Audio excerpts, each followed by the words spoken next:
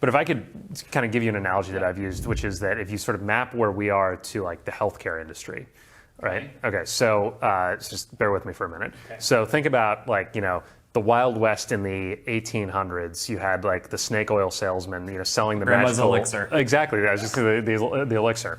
And I would say that was the stockbrokers in the 70s and 80s. Okay.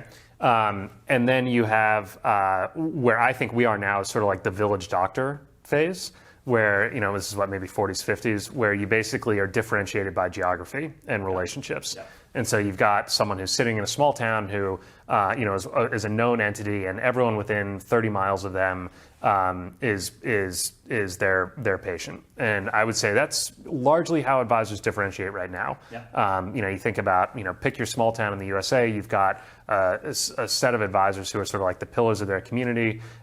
They develop business primarily through referrals from existing clients, or by doing things like, sponsoring the local charity events, golf outings, school boosters. Right.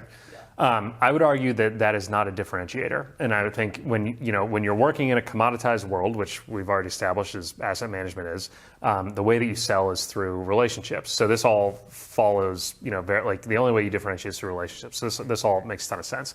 But I think you hit the nail on the head. The world that we're moving to is around specialization. And if you think about what the healthcare industry looks like today, you might go to New York to see a specialist for, whatever ailment or, it is that you have. Or if you have like a certain type of surgery that you need to have, there might be a doctor, in